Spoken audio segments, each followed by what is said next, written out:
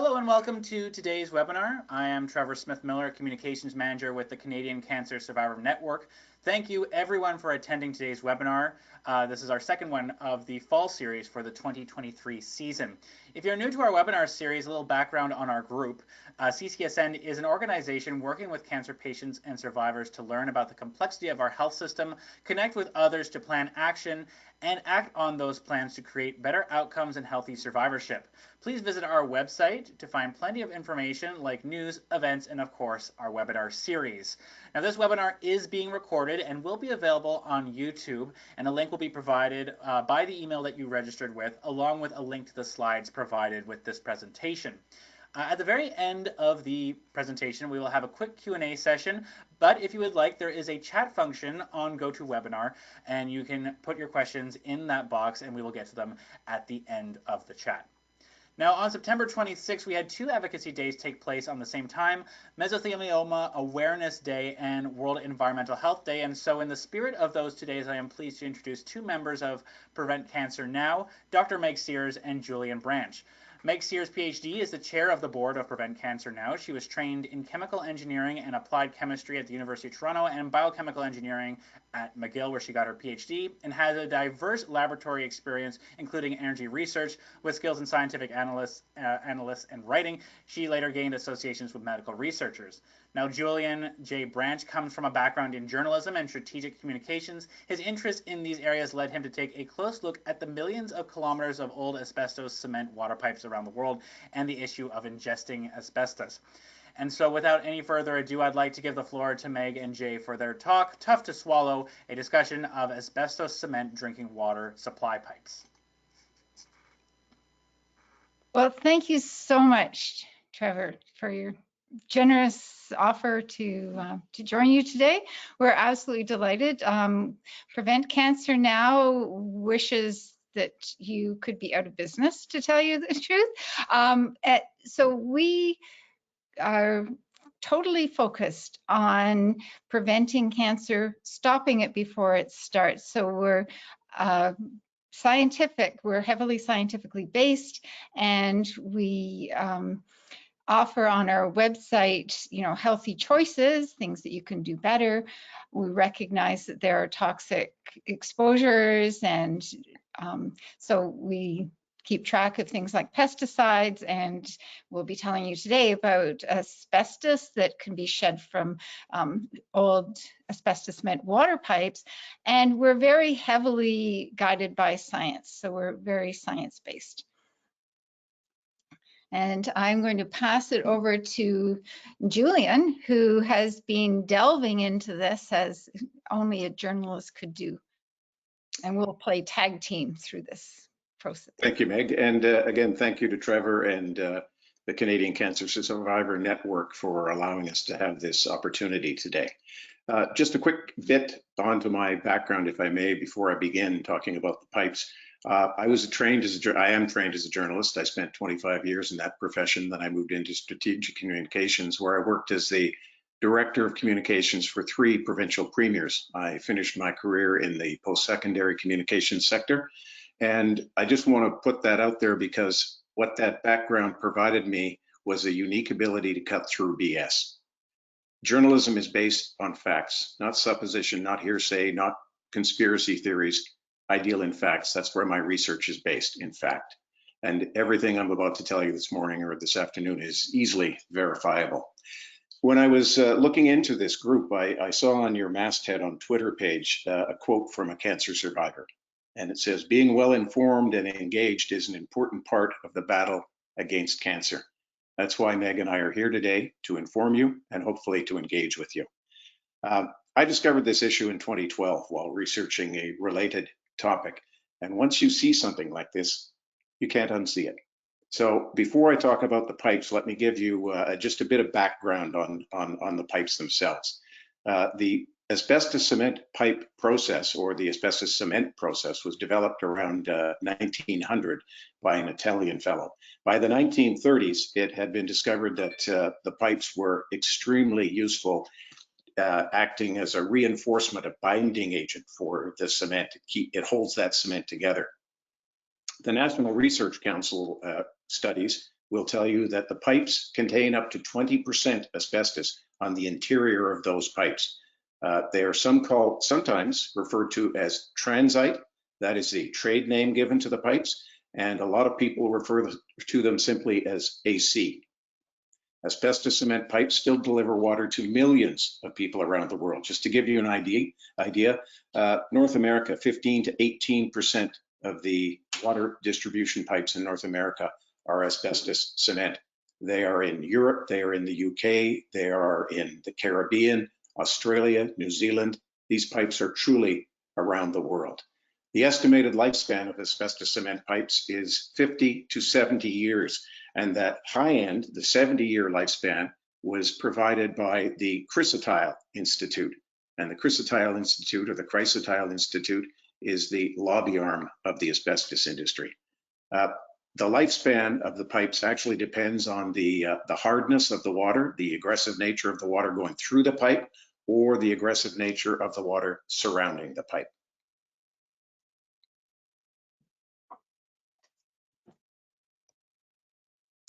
So let's talk about the history of how we got to be where we are today.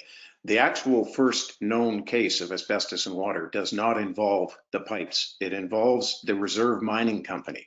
It was a large mining company that began dumping asbestos contaminated iron ore tailings into Lake Superior in 1955. By the 1960s, people living on Lake Superior noticed there was something wrong with the water. Tests were done, and it was found that asbestos fibers were contaminating Lake Superior near Duluth, Minnesota. You've heard of the Environmental Protection Agency in the United States. That came to be in 1970. One of the very first and most important landmark environmental trials began in 1972, the EPA versus Reserve Mining Company. They wanted the mining company to stop dumping its tailings into Lake Superior, which was producing these asbestos fibers. And in 1974, at the conclusion of that trial, the Reserve Mining Company was ordered to stop dumping tailings into the lake. That launched 20 years, 2 decades of study by the EPA and other groups. So the next 20 years were devoted to studying asbestos in water. One of the key witnesses at the trial in 1973, 1974 was Dr. Irving Selikoff. Dr. Selikoff came from the Mount Sinai School of Medicine. He was the chief government witness for the EPA in that trial. And for decades, Dr. Selikoff had been highlighting the dangers of inhaling asbestos.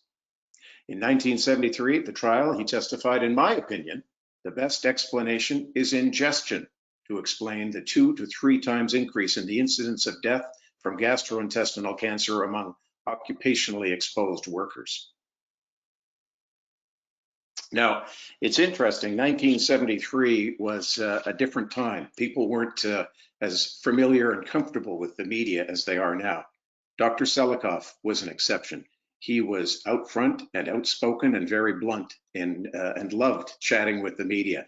And in a 1973 Associated Press interview, while the trial was underway, Dr. Selikoff told the media there is a distinct public health hazard present in Duluth and in other populations by drinking the water and using it in other ways. The latency period, he pointed out, for asbestos-related diseases can be up to 40 years. And then he concluded by saying, to do nothing now would be to play a form of Russian roulette, and we don't know where the bullet is. Those are the sorts of things that Dr. Selikoff would talk about in the media. So you can see how this case generated a lot of interest around the world. So it didn't take long for environmental groups to realize that hundreds of thousands of miles of asbestos cement pipe had been installed across America in the decades previous. In 1973, the Center for Science and the Public Interest, a well-known environmental group in the United States, wrote a letter to the head of the EPA requesting a ban of asbestos cement pipe. As I've stated, there are already and the letter does point out there were 200,000 miles of AC pipe already serving consumers. The letter called on the EPA to, quote, take prompt action to eliminate the use of asbestos cement pipe for drinking water supply. That letter was CC'd to several senators and congressmen. It would take years for the EPA to act on asbestos cement water pipes. So the studies began. One of the first papers was produced by the American Academy of Pediatrics, and they published carcinogens in drinking water. And when it came to asbestos, the paper said this: there appears to be no doubt that there is an increased frequency of human gastrointestinal cancer after occupational exposures, presumably from asbestos that has been swallowed. That was 1976. Those were doctors saying that, yes, there's likely a problem when you swallow asbestos. But it was the EPA that really looked into this issue, and huge voluminous reports over the next 20 years. I can't go through them all, but I will point out some of the highlights. In 1979, the EPA produced exposure to asbestos from drinking water in the US. The first thing the EPA wanted to determine was how much asbestos is in the drinking water in America. Well, of the 365 cities surveyed, more than 45%, almost half, were reported to have significant concentrations of asbestos in the drinking water. By the way, the EPA measures asbestos in water in millions of fibers per liter, MFL, and that's important to remember. So, Duluth, Minnesota, the site of that Lake Superior concern in the court case, the fiber count up to 644 million fibers per liter. In Bishopville, South Carolina, 547 MFL, and the probable source was asbestos cement pipe. Socorro, New Mexico, was found to have up to 2 billion fibers of asbestos per liter. So there was a lot of asbestos in American drinking water back in the late 70s. Now, the next thing the EPA wanted to determine was, we have a lot of asbestos in the water. Is it dangerous to drink it? Well, in 1980, the EPA produced ambient water quality criteria for asbestos, an almost 200-page report, very detailed, very specific. What did it find? Asbestos is a known carcinogen when inhaled. Asbestos is likely to be a human carcinogen when ingested, given the ability of asbestos to induce malignant tumors in different animal tissues, the passage of ingested fibers through the human gastrointestinal mucosa, and other cancers as a result of asbestos exposure. So yes, the evidence was slowly building that ingested asbestos was harmful to human health. Now, this is interesting. In 1983, the head of the EPA Water Division was a fellow by the name of Joseph Catruvo, and he produced a commentary, what was known as a commentary. And he began by saying, in the past, there was some question regarding the potential danger of ingesting asbestos. And then he finished by saying, the issue has ripened considerably since then. He found that the issue of asbestos in drinking water is similar to most environmental contamination issues. There's never an absolute, unequivocal yes or no. Asbestos research has produced more hard data than research topics, leading him to conclude, therefore, I believe we will be able to make a good decision based on the current facts. So in 1985, the Federal Register. Now, the Federal Register is a record of all important decisions of the United States government. And the November 13th, 1985 edition of the Federal Register says that on that day, the EPA had to make a decision. Do we regulate asbestos in water, or do we choose not to?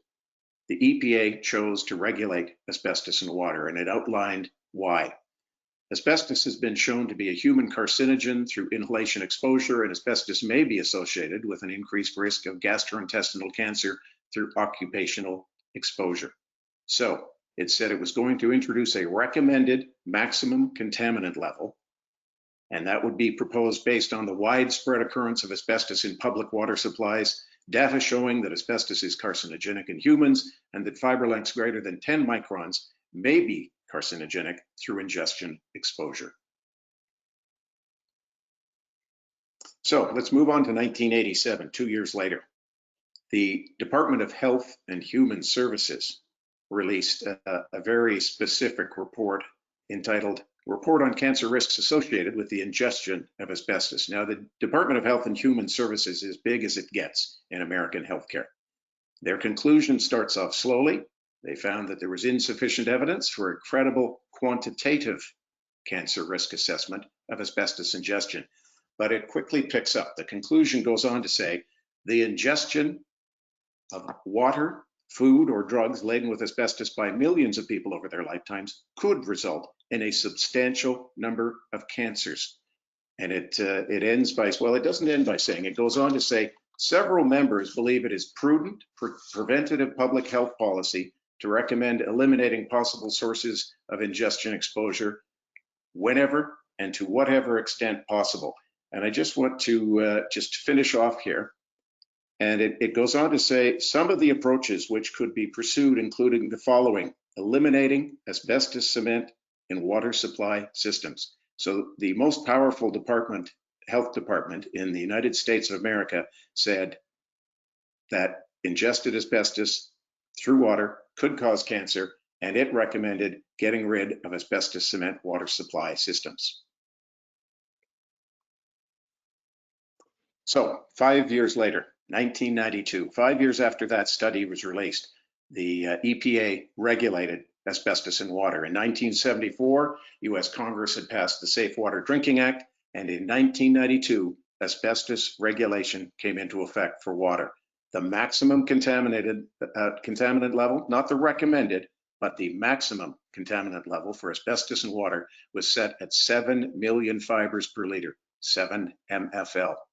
The EPA cautioned that if levels exceed the MCL, then measures such as providing alternative drinking water supplies, quote, may be required to prevent serious risks to public health. Well, what were those serious risks to public health? 1995 EPA fact sheets on asbestos in water explain what those concerns were.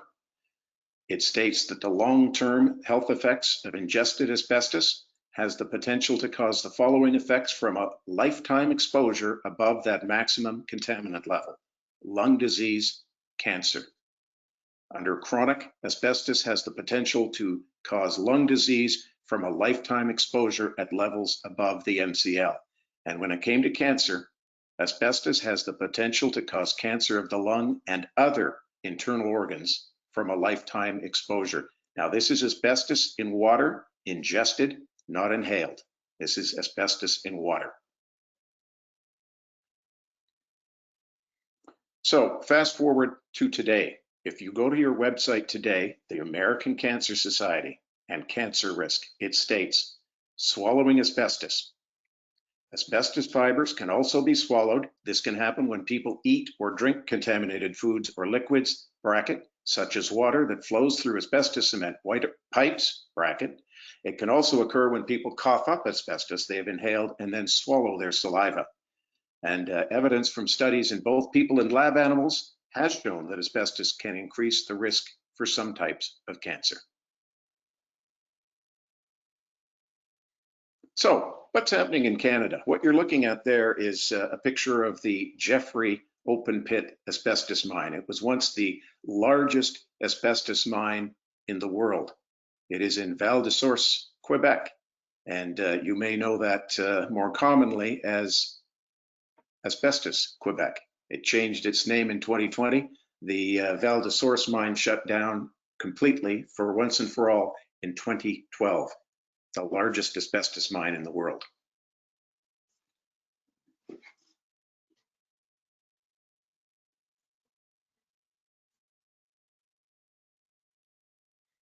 So let's look at a brief history of asbestos in Canada and why the federal government may be reluctant to move on the asbestos cement water pipes. At its peak, Canada produced more than 40% of the world's chrysotile asbestos, 95% of which was exported. There's a study out of California looking at asbestos in water, and it states that 98% of the asbestos that came into the United States came from Canada. Chrysotile is the primary type of asbestos used in the water pipes. Quebec accounted for approximately 80% of Canadian asbestos production.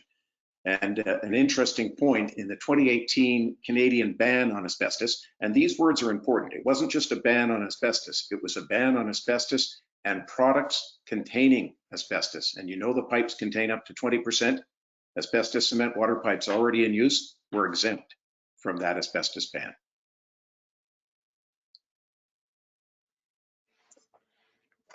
Canada knew about the concerns expressed at that 1973 trial, and they carried out their own studies and their own surveys. In 1977, Health and Welfare Canada, yes, it's that old, it was Health and Welfare Canada, conducted a survey at 71 locations, and that comprised about 55% of the population of Canada at the time.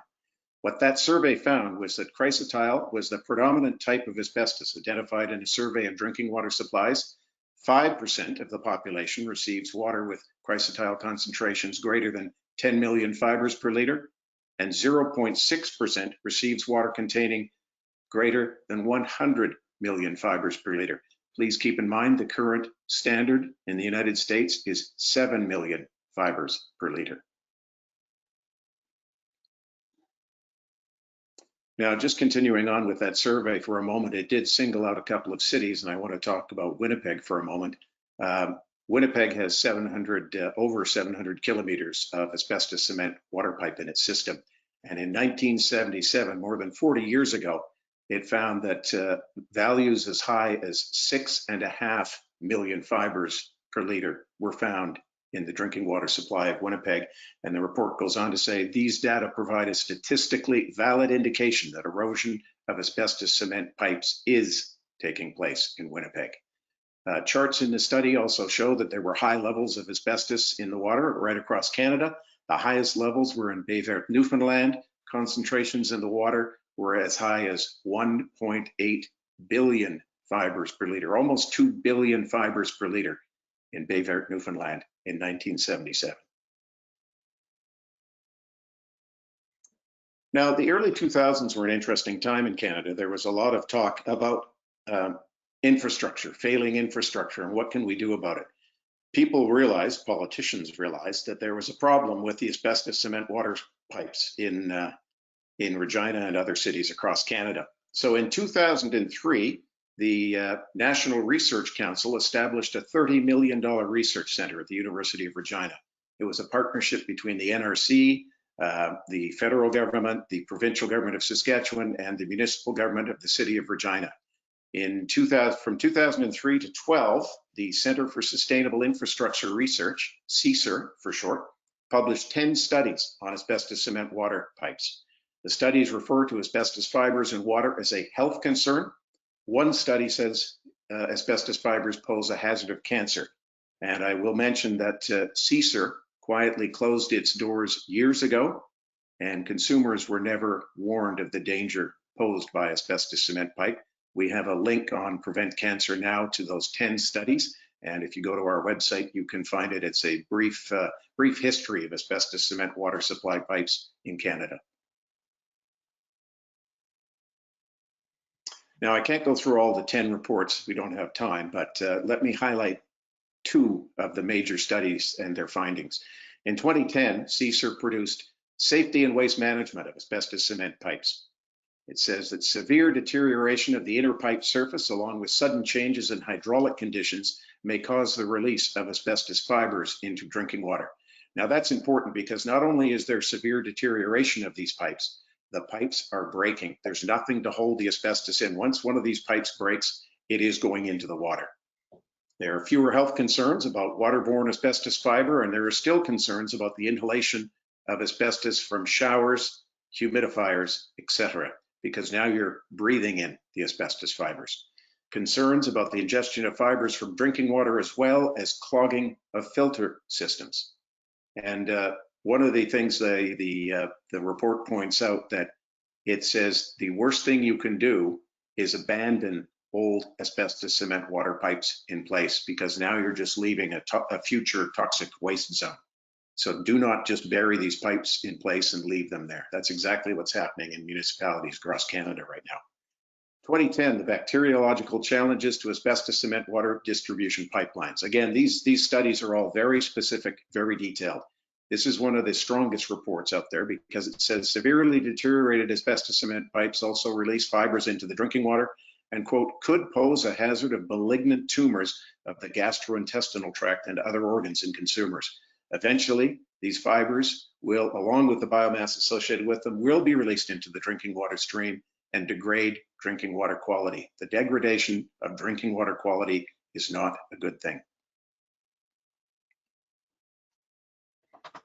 So fast forward to today. I've been studying this since 2012. In 2022, I approached the CTV investigative news program W5 about this. W5 spent about a year on the story, and on March 25th of this year, they released Something in the Water. And just a couple of highlights of that documentary.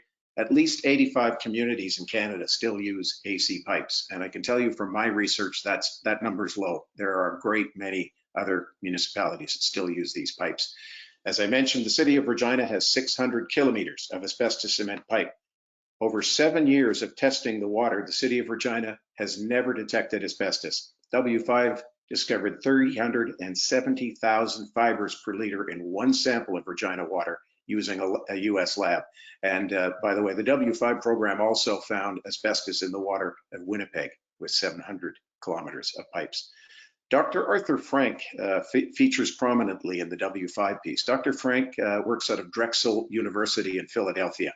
He has studied ingested asbestos for 50 years, a half century of study of swallowing asbestos. As a matter of fact, Dr. Frank studied under Dr. Irving Selikoff.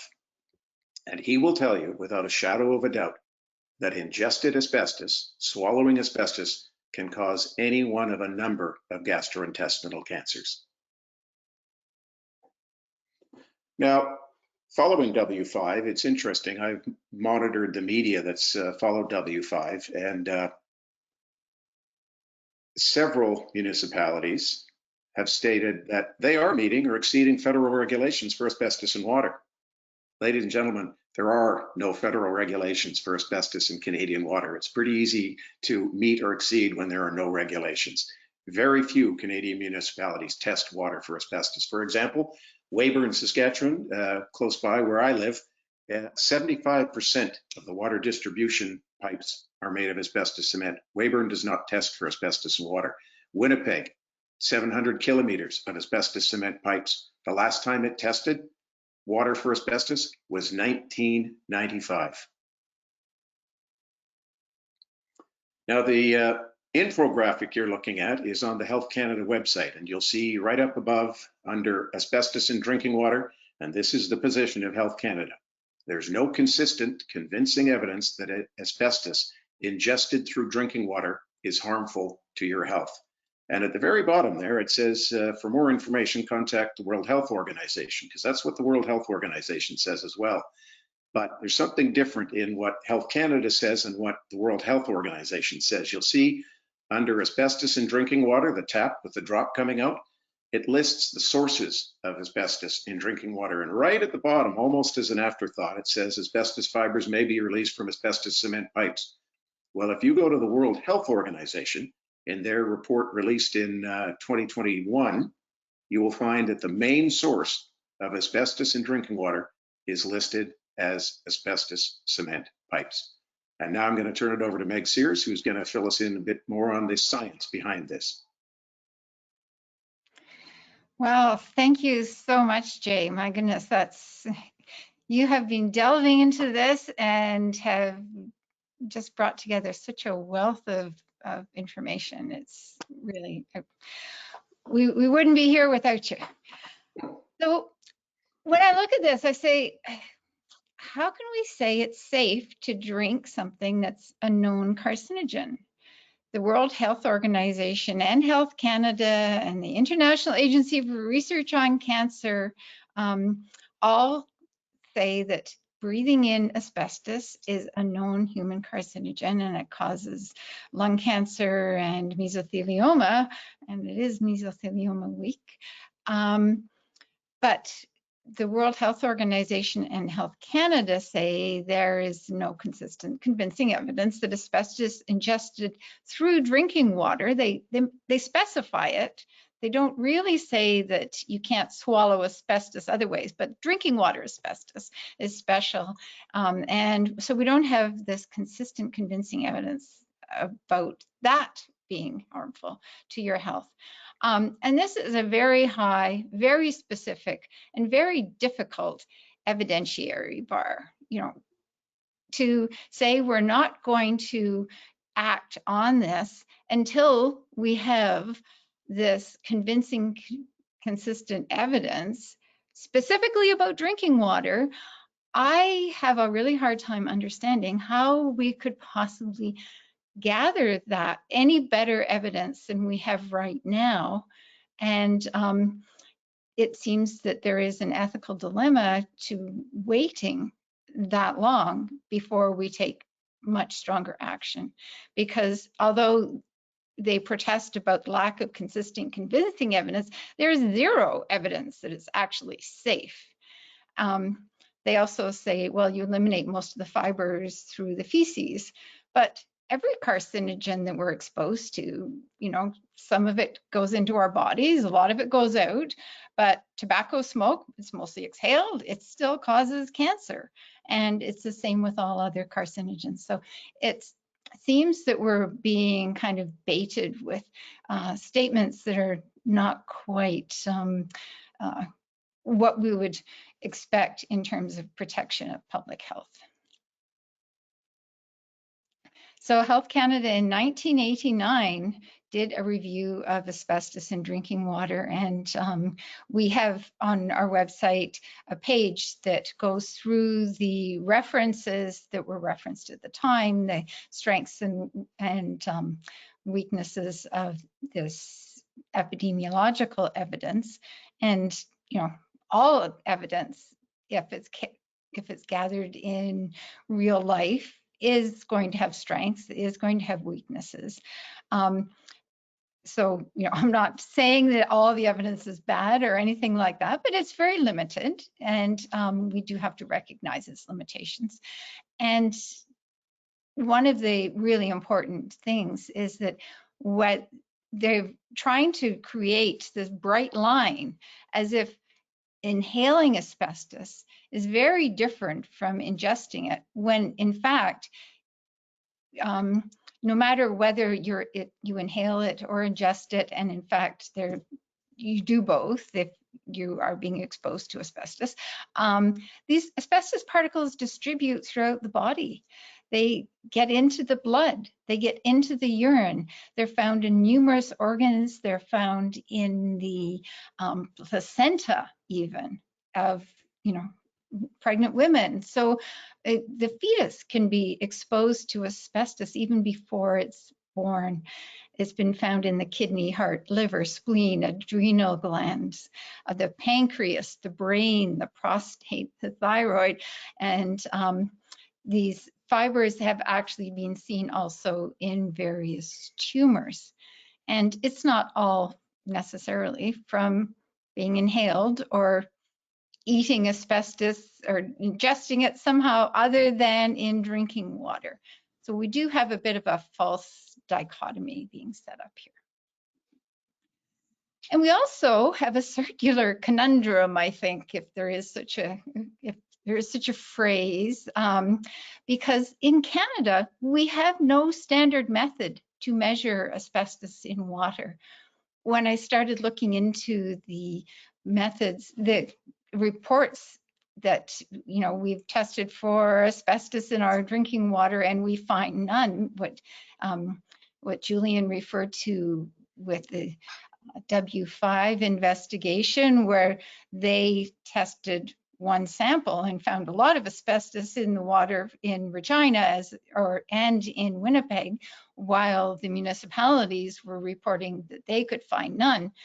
It appears that this, we do have labs that will say they test for asbestos, but they don't use a proper kind of method that's actually going to detect it.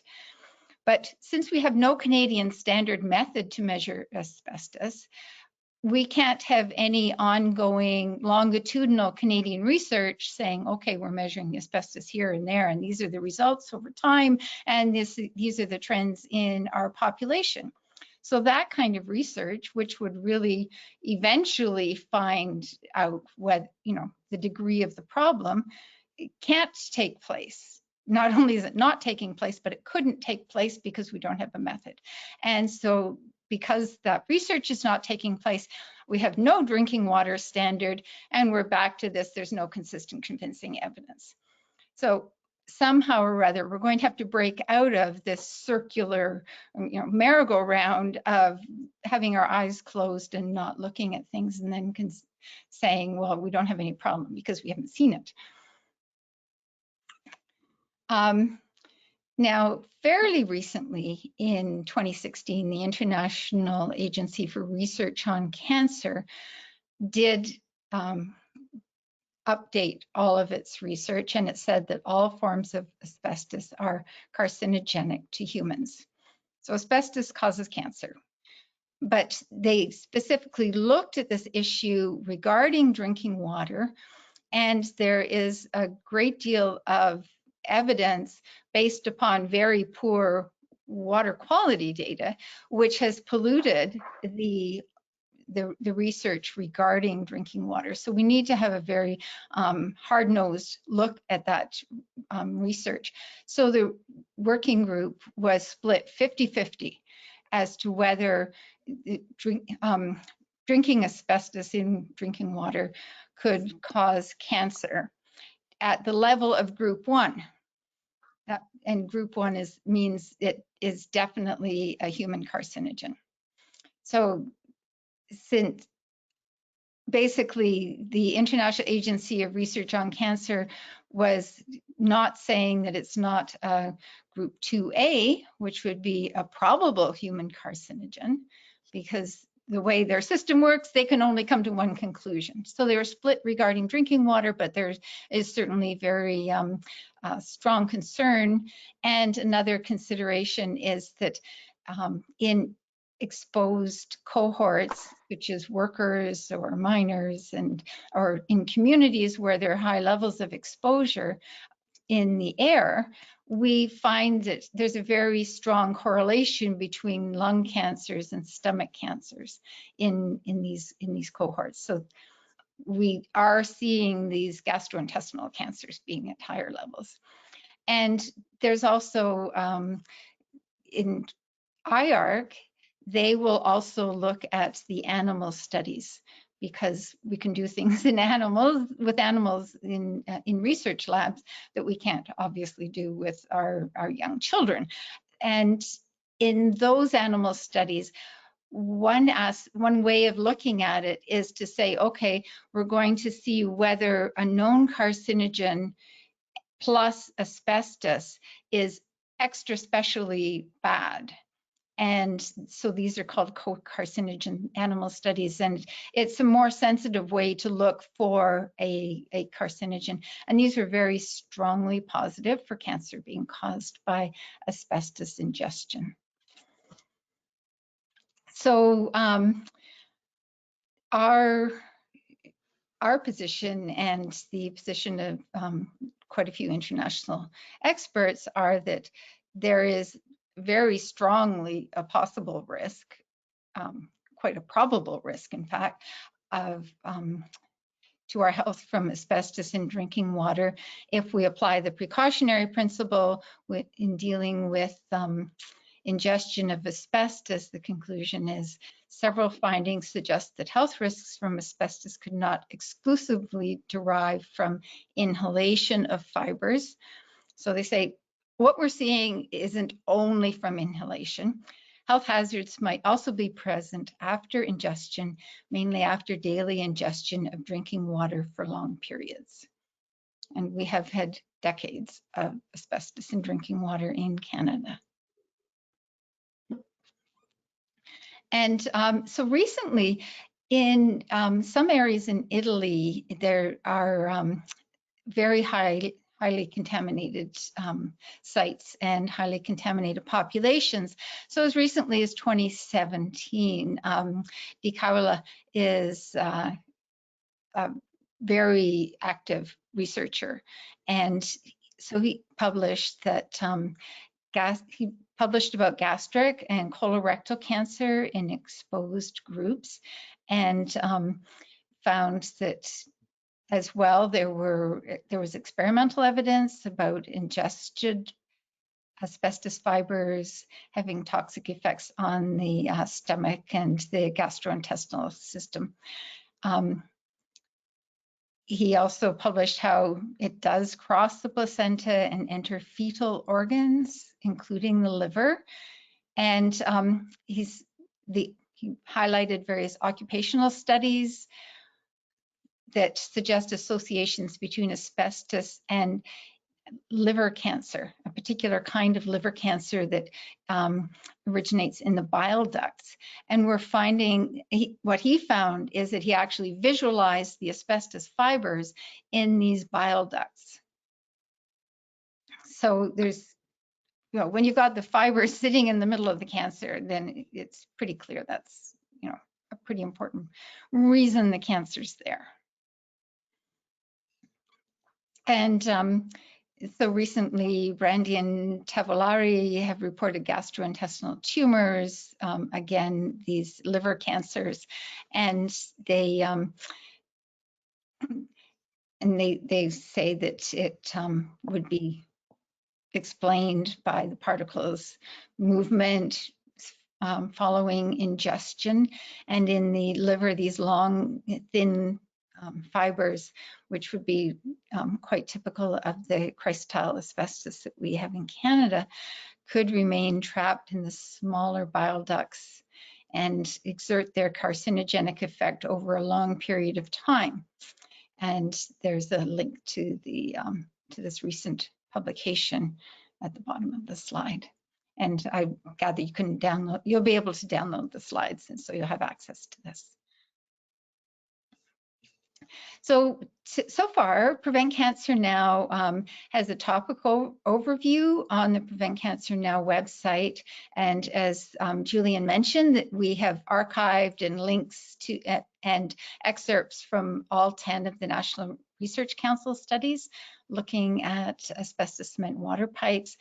We discuss in a more lengthy format how we would perceive carcinogenicity of asbestos after it was swallowed. Also, with the Canadian Environmental Law Association, we have filed an environmental petition for answers about asbestos cement water pipes from the federal government. And so we've received answers, and we will be preparing additional follow-up questions. I'll mention that I believe that Faye de Leon, who is a brilliant lady who works with CELA, she's actually on the call, and so she would be able to answer questions as well following our talk. And we also initiated a parliamentary petition on asbestos that had sufficient signatures to be certified, and that now means that the government must address all of the issues that we raised within this parliamentary petition. So we are making some impact. We're looking for information, we're pressing for information, as well as bringing it together ourselves. And we're very grateful for, you know, the mesothelioma people, the and other groups within Canada. We certainly are not doing this all on our own. So we've actually had a bit of response. The federal, provincial, territorial drinking water body is going to be reviewing the issue of regulating waterborne asbestos in Canada. This could take about 3 years. Nothing happens quickly at the federal government. You probably already know that. Statistics Canada is now going to carry out some kind of inventory of asbestos cement water pipes in Canada. We hope to see that by 2025. In the meantime, Health Canada dismissed all 10 NRC studies, National Research Council, because these studies focused on infrastructure and not health. But nevertheless, you know, we do have to keep in mind that federal government scientists have warned that ingesting asbestos can pose a hazard of cancer and ill health, and that this can happen as a result of asbestos cement pipes. So one of the concerns I have here in Canada is that we don't have a standard for measuring water. So we have the government saying that we don't have evidence of harm, but that's not the same as evidence of no harm. And here, right now, today, gastrointestinal cancers are increasing very rapidly in younger Canadians. And at the same time, we have municipalities planning to replace these asbestos cement pipes over several decades. So we're going to have to, I think, move more quickly to both prevent cancer and, frankly, to prevent ruin, because the plan to replace these pipes is not as fast as these pipes are deteriorating. So I'll pass it over to back to Julian for just a couple of minutes to describe some of the crazy situations we're seeing in Canada or in North America with these pipes. Thanks, Meg. I know we're running short on time, so I'll keep this brief as I can. The picture you're looking at there, the slide you're looking at, is Regina, Saskatchewan on October 10th of last year. That was the result, the aftermath of a massive catastrophic water main break. It was a sinkhole a few blocks away. The water ran down the street and flooded this residential street. All the cars you see there and several more were written off as a result of this. The residents of that neighborhood were not informed it was an asbestos cement water pipe. There was no warning to them about any danger posed by that water sitting there. The repair bills for this problem, set aside the health concerns, but the repair bills for this problem are going to be huge. The Utah State University in 2018 released water main breaks in the USA and Canada. And the last time they looked at this issue was 2012. And they said that since 2012, asbestos cement water pipe breaks have increased by 43%. That's a huge number in a 6-year period. The other interesting research that's been done recently is by HDR Engineering out of Bellevue, Washington. And I'll tell you why that's important in just a moment. I'll illustrate. The engineering firm found that when AC pipes break, they tend to do so in a catastrophic, and that's the word they use in their study, a catastrophic fashion, and that the small diameter AC pipes are the worst culprit for this, and that's the vast majority of asbestos cement pipes are small diameter. Now, why is it important for Bellevue, Washington? Well, this is a picture of the Surtees house, the family named the Surtees, and their house was serviced by asbestos cement water pipes in Bellevue, Washington. 40% of the pipes in Bellevue, Washington are asbestos cement.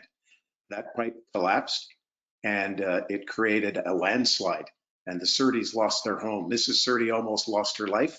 The Surtees are now suing the city of Bellevue, Washington for $5 million. This is the sort of thing that's starting to happen with old, deteriorated asbestos cement water pipes. So I'm going to pass it back over to Meg, and she's going to wrap up with our agenda on asbestos cement water pipes. Yes, so thank you. There are many reasons to move on from asbestos cement water pipes. And so we, a year ago, we were looking at this and we said, well, these are some of the things that we are very concerned about. And the first one we hope will be checked off as of 2024. The government, as I mentioned, has committed to doing an inventory and assessment of these pipes. We are working on updating the science and instituting some kind of standard measurement method for asbestos in water. And then once we have a standard measurement, then we can measure and manage and mitigate asbestos in drinking water. Along the way, we really hope that there will be much better transparency, because a lot of this data is very difficult and very time consuming to access. And obviously we want to prevent cancer, and we also want to prevent houses from sliding down hills, because it's very expensive. In some ways, we can't afford not to be replacing these before they suffer catastrophic collapse. It's also important to recognize that this asbestos, if it's left under the roads and so on, is essentially going to it represents a toxic waste site. So it's important that we have a proper waste disposal, and an asbestos eradication agency, as has been set up in Australia, is a really good model for Canada to consider. And we have lots more information on our Taking Action About Asbestos page and links from that. So I have to thank everybody for joining us today, the Canadian Cancer Survivor Network for inviting us. And we can move on to questions and comments. There's Excellent. Our contact information and social media right there. Excellent. Thank you very much for the chat. And we do have a couple of questions. First one from Amy. Julian mentioned the X billion-dollar test results in a town in Newfoundland. She was wondering if there are any unusual epidemiological results in this location. I'm not aware of any further studies that have been done. The 1977 paper does say that the issue of asbestos fibers in the drinking water of Baie Verte, Newfoundland had been addressed. It doesn't say how, it doesn't say when. I contacted town officials several years ago, and they were shocked to hear the results of that 77 study. They did not know. The town manager had no idea that the fiber count was so high, and they were going to look into that. Mm-hmm. Anahid says, asks, is bottled water safe to drink, and where is the source of the water bottle came from? That's one of the questions on my mind, because if a municipality's drinking water has asbestos in it, clearly you might look to bottled water, but a lot of people also know that bottled water sometimes is just tap water from a different source. Yes, you're absolutely right. It's a super important question if you're facing a tap and you don't really know what's coming out of it. And so this confidence in drinking water is really, really important. You're also right that we don't have standards for bottled water like we do have for normally for tap water. The one method, if you'd like to filter your water, it was noted in the presentation that asbestos fibers can fairly rapidly either evade or block the traditional filters, but a reverse osmosis system will take the asbestos out of your water. So that's something that's available. You can have it under your sink, but it could be very expensive, because if you're concerned about, and if there's a lot of asbestos in your water, you're also concerned about having showers or using vaporizers and so on, because that can put the asbestos into the air and you can inhale it. But reverse osmosis will remove the asbestos and a lot of other contaminants that might be in your water.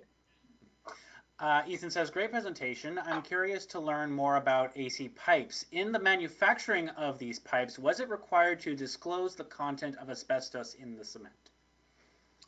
Yes, it was. And back when these pipes were made, when they started making these in the 20s, 30s, 40s, 50s, 60s, and 70s, into the 60s, it was okay to use asbestos. It was known as the miracle mineral. We used it in just about everything we use in daily life.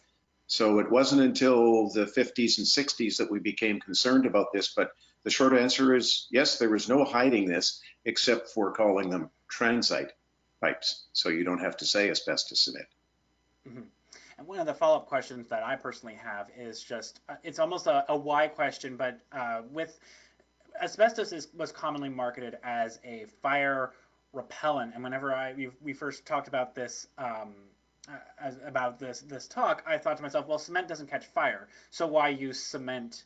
Why use asbestos in cement? And you mentioned that was a binding agent, but were there any other reasons why to put asbestos in the cement, or was it even just to say that it wanted to take advantage of the fad that asbestos was with a miracle as a miracle mineral?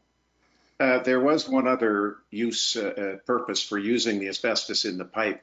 When you look at the interior of a concrete or a cement pipe under a microscope, it's going to be very porous. Utilizing the asbestos, introducing the asbestos into that, helped with the hydrological flow of the water. It smoothed out the interior of the pipe. So not only was it a good binding agent, it actually smoothed out the interior of that pipe. And these pipes, when they were first produced, were thought to last forever. These were impervious to destruction. That has turned out not to be the case. If you look at a study done in New Zealand, as a matter of fact, Christchurch, New Zealand, a university there, the pipes are breaking in record numbers. There's high levels of asbestos in the water, but New Zealand, like Canada, has no regulation on asbestos in water. Toby asks, what is the duty to inform residents of asbestos from any level of government? There is none. There is none. I can tell you that in Regina, Saskatchewan, the pipes are breaking in record numbers. In a 9-year period, we've had 1,893 asbestos cement water pipe breaks. The city of Regina does not indicate what type of pipe material breaks. When there's a water main break, they'll send out a notice to residents, and the type of water pipe is not mentioned in any of that. There's no regulation in Canada. There's no duty to tell people. Amy, another question. I wonder if Prevent Cancer now can also focus on the handling of asbestos water pipes when they are removed. Unfortunately, as a former engineer, I've seen very poor handling practices on removal that may cause just as much or more of a hazard than leaving in place. Meg? That's really important, and that's why we have waste disposal on our list. And I would invite the person who is has that experience to reach out to us, because that's a really important issue that we've recognized, and some help on that would be fantastic. And I'd invite that individual too as well to read that 2010 report, Safety and Waste Management of Asbestos Cement Water Pipes. There are some interesting findings in there. Like I said, one of the key recommendations is do not abandon old asbestos cement water pipes in place. That is happening. That is the major practice here in Regina and in other cities around the world. And I've personally visited several sites where they're working on asbestos cement pipe. There's not so much as a mask on any one of those workers that are working on those pipes. Yeah. Well, that looks like our last question. So thank you very much again to Jay and Meg. This was a fantastic presentation. It really kind of shows, among other things, the loops and the loopholes and the blind spots that we have in monitoring for cancer across our country in general. So thank you very much for your talk on the presentation. And also we will provide a link to your website as well so that people can read more. This is one of a series of webinars that we are presenting this fall. We have another one next week. So to stay in loop about webinars, visit our website or check your email for our e-blast. Now, if you're not seeing your email in your inbox, we've had a couple of issues. So to make sure that you check your spam folder, because we do use a third-party email service. But if you don't see those emails and you want to be in the loop, make sure that you subscribe to our newsletter on our website to see what we're doing here at CCSN. And all the webinars can be found at survivornet.ca/webinar or on our YouTube channel if you'd like to check those out. So thank you very much to everyone who asked a question, and of course once again to Julie, Jay, and Meg for your talk. Thank you very much. Our pleasure. Thank you, Trevor. Thank you so much. All right, and everyone else, have a good day.